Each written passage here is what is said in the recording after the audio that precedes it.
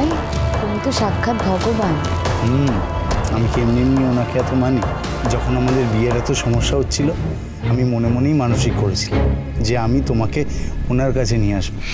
জয়, আমি একবার ওনার পায়ে হাত দিয়ে প্রণাম করতে চাই। দাঁড়াও, ব্যবস্থা করছি। বলছি, জগৎগুরু তো আজ অনেকটা পথ যাত্রা করে এসছেন, তাই এখন ওনার বিশ্রামের ব্যবস্থা করা হোক। যাও, তোমরা যাও, আয়োজন কর। মল্লিকা মা, প্রণাম।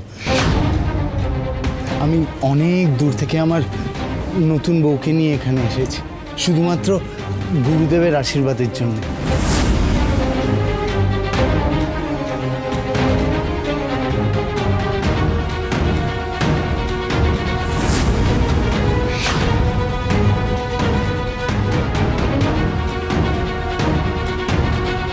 আশীর্বাদ পাবে, কিন্তু পরে। আচ্ছা, ওনাদের থাকার ব্যবস্থা করে দাও, আর দেখবে যেন কোনো অসুবিধা না হয় ওনাদের। হ্যাঁ, সন্ধেবেলা বাবা প্রবচনে বসবেন, তখন কথা হবে, কেমন? ঠিক আছে মা।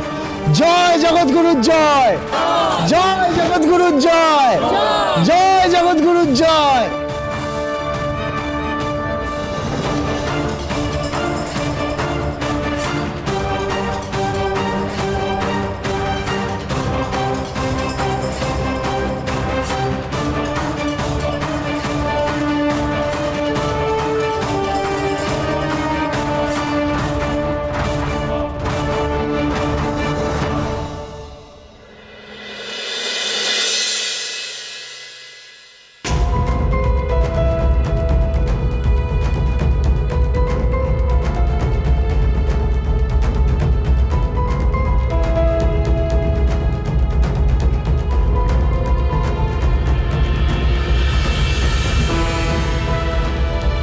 দাঁড়ান দাঁড়ান, আপনি ভেতরে ঢুকে পড়ছেন কেন?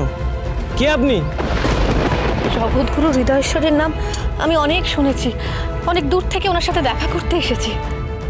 ওনার আশ্রমে 2 দিন থাকতে চাই। না না, এখানে থাকা তো দূর, বিনা অনুমতিতে এখানে ঢোকাও যায় না। তাছাড়া এখন হৃদয়েশ্বর বাবা নিজেই আশ্রমে আছেন, তাই নিরাপত্তা নিয়ে আরো বেশি কড়াকড়ি চলছে।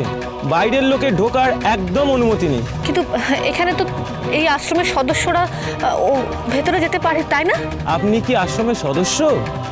না, সদস্য নই, এখনো হয়নি। তবে আমি এই আশ্রমের সদস্য হতে চাই।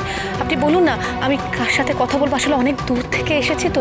দেখুন, সদস্য হওয়া এত সহজ কথা নয়, শুধু কথা বললেই সদস্য হওয়া যায় না।